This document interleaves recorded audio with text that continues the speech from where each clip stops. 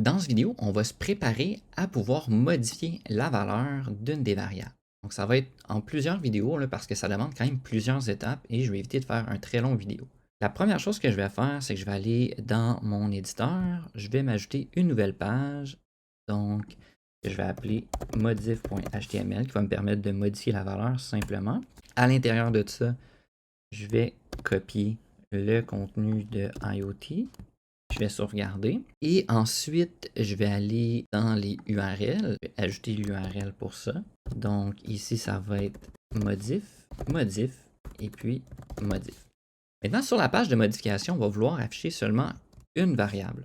Donc, je vais devoir passer un élément qui va être le tag. Donc, dans la dernière vidéo, on a séparé la partie en trois. Donc, on avait la variable courte, tag 1, la valeur, et puis la variable longue, channel, device et le tag.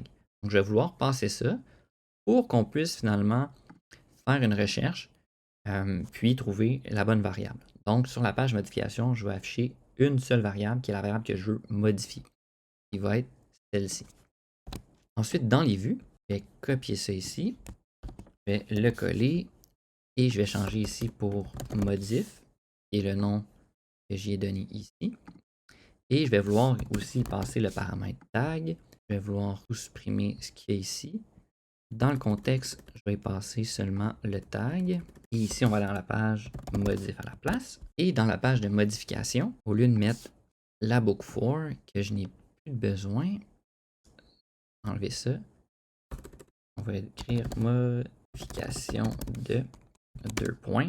Et je vais mettre tag.0 qui est son nom de variable. Je sauvegarde et je vais aller voir être sûr que j'ai pas de problème. Tout a l'air beau. Je rafraîchis ma page. Bon, tout semble toujours bien fonctionner. Mais maintenant, si je veux accéder à ma page de modification, je vais ajouter un lien qui est ici. Donc, je vais aller sur le IoT. Ici, je vais ajouter un lien. Donc, pour 100%, on va mettre URL. On va aller vers la page modif, qui est son nom qu'on a donné ici. Et puis, je vais vouloir passer un paramètre qui va être le tag.2. Donc, le tag complet, channel, device et le nom de la variable. J'enregistre, je rafraîchis et j'ai oublié de donner un nom.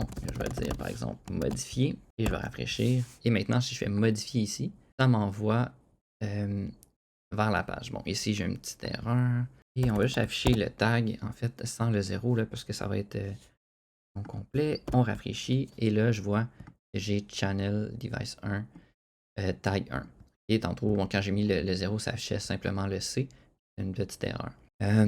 Donc là, on voit que je réussis à partir de cette page-ci, transmettre de l'information par le URL, l'envoyer à la page et de l'afficher.